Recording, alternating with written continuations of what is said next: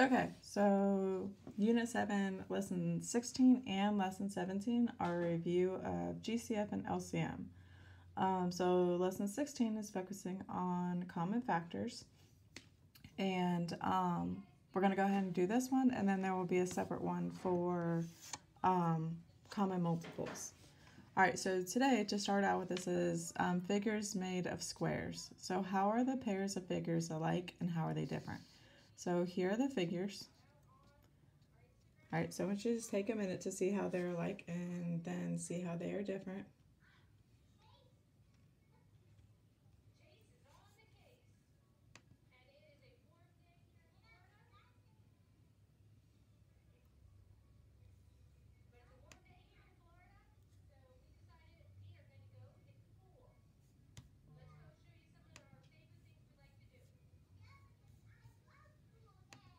Okay, so some of the things that you should say that they are alike. So over here is going to be my alike.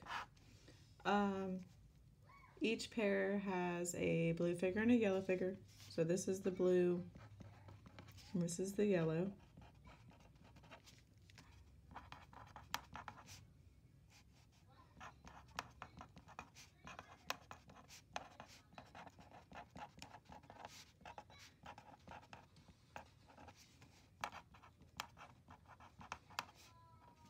Okay, and then another one is that they're made of squares.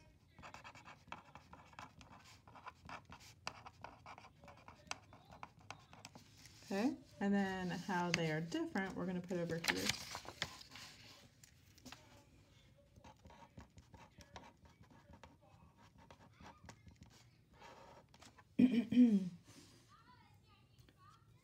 All right, and the way that they are different is some pairs have rectangles and some do not.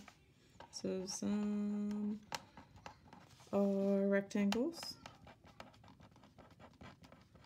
and others are not. Okay, so that's one. And then another one is the first pair with a height of 2 is the only one with 2 rectangles. So this one over here is the only one that has 2 rectangles.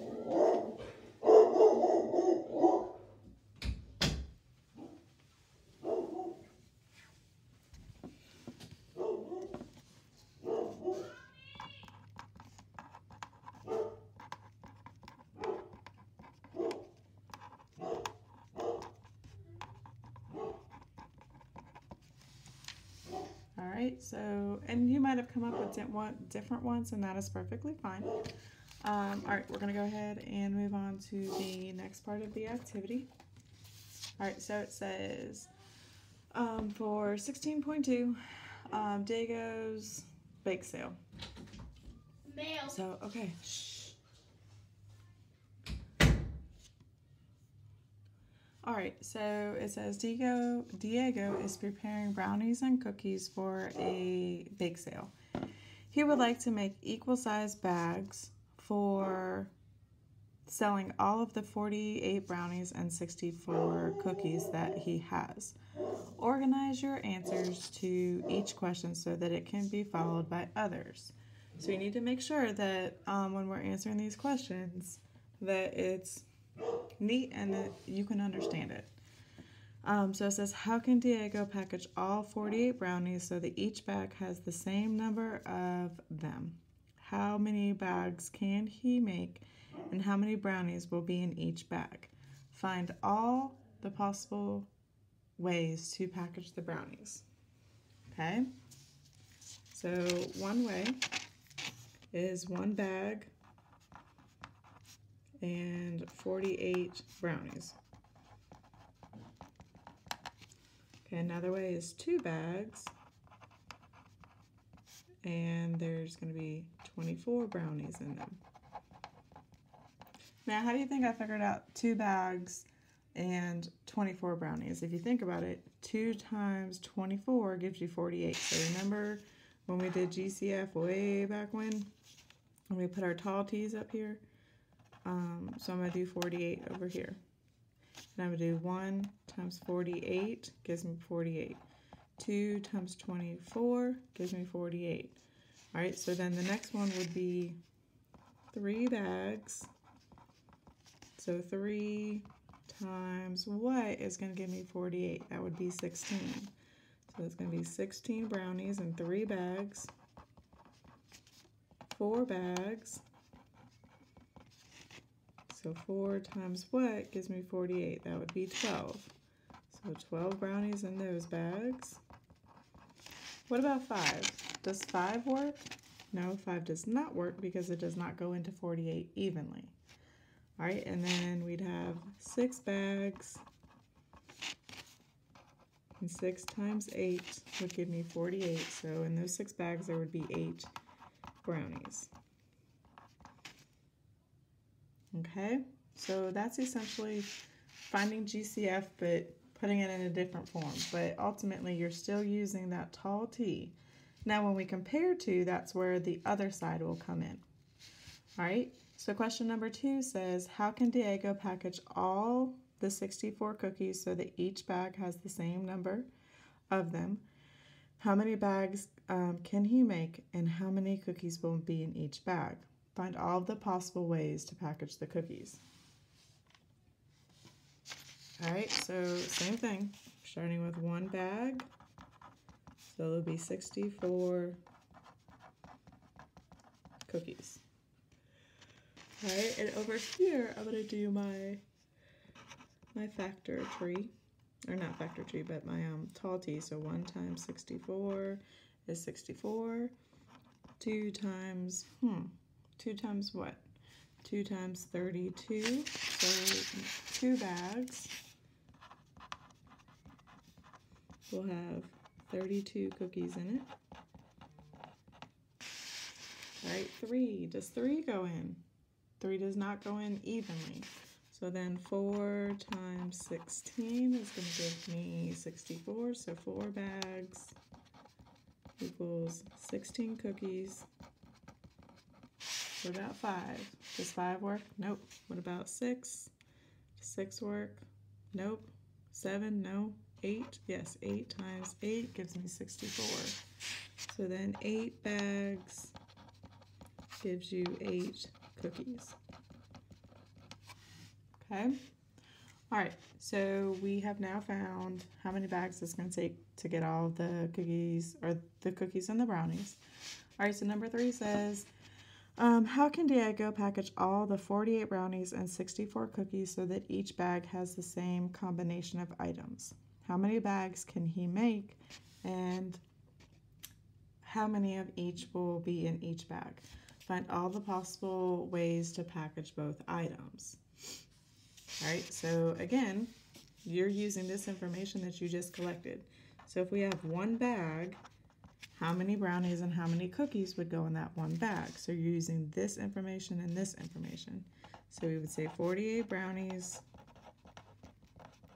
and 64 cookies.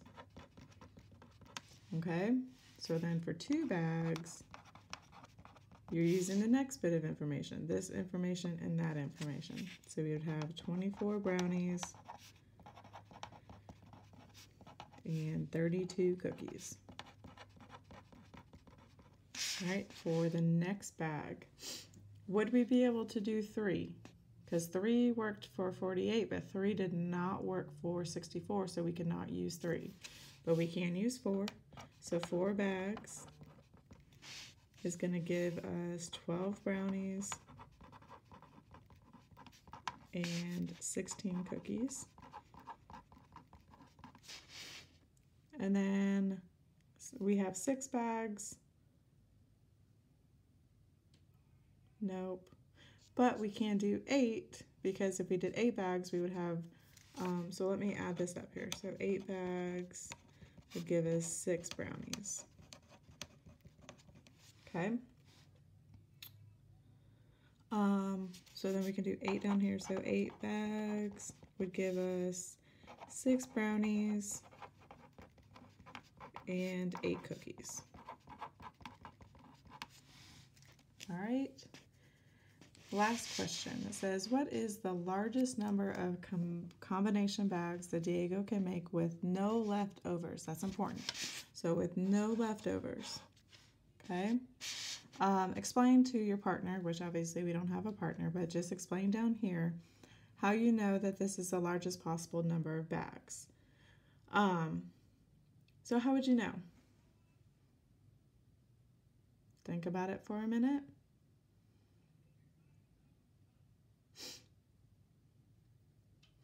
All right, so if you look at our information, our largest bag that we came up with was 8.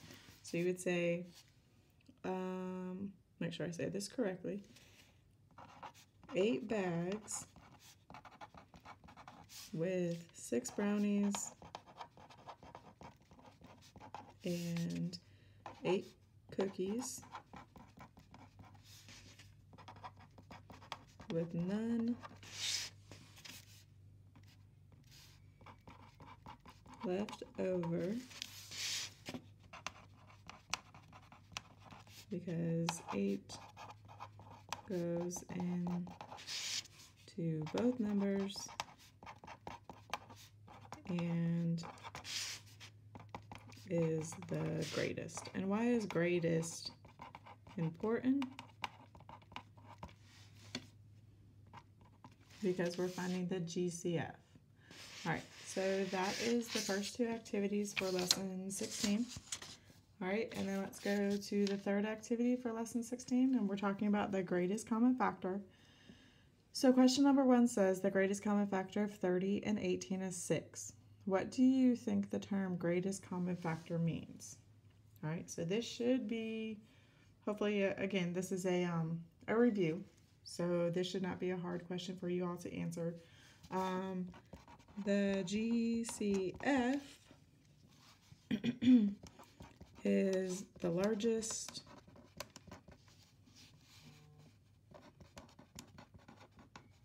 factor that numbers share. Okay, and it's got to be 2 or more numbers. Cannot be one number, obviously, because if it's one number, it's not sharing with anything. All right, then the next one, number 2, says find all the factors of 21 and 6. Identify the greatest common factor of 21 and 6. All right, so I'm going to turn my paper sideways actually for a minute. And I'm going to do my tall T. I'm going to put 6 on one side. I'm going to put 21 on the other side. All right, so 1 times 6, 2 times 3. For 21, I have 1 times 21. 2 does not go in. 3 times 7. 4 doesn't go in. 5 doesn't go in. 6 doesn't go in. And then we start repeating. So those are our factors.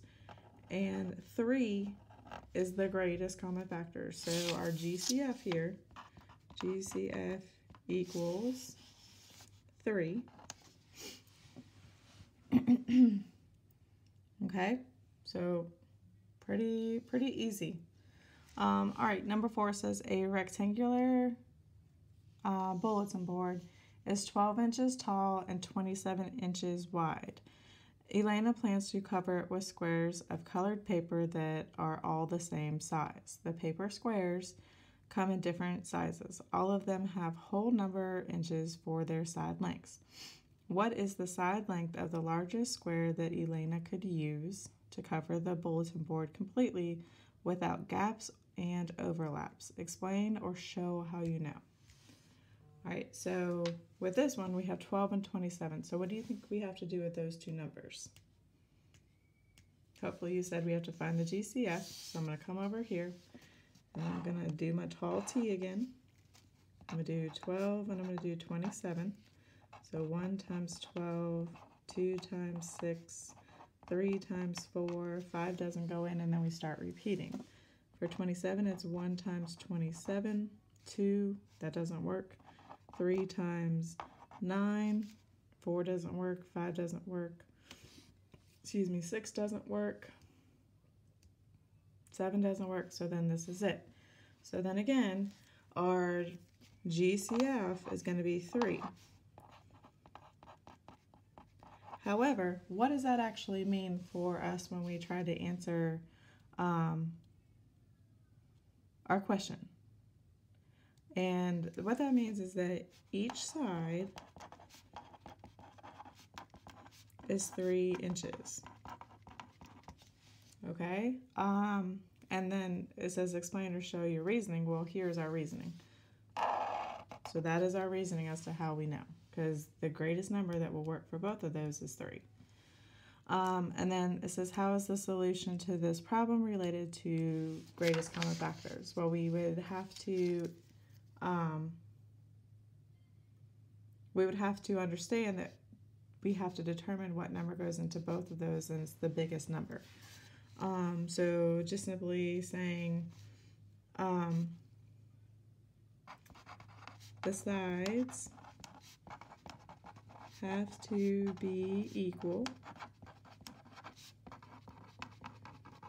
because it tells us has the same size, and they're all squares, so that's important. So the sides have to be equal because they are squares.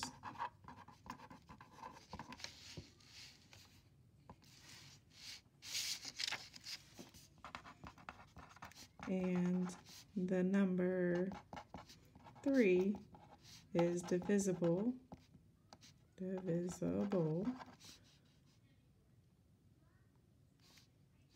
Or I'm sorry, I said that wrong.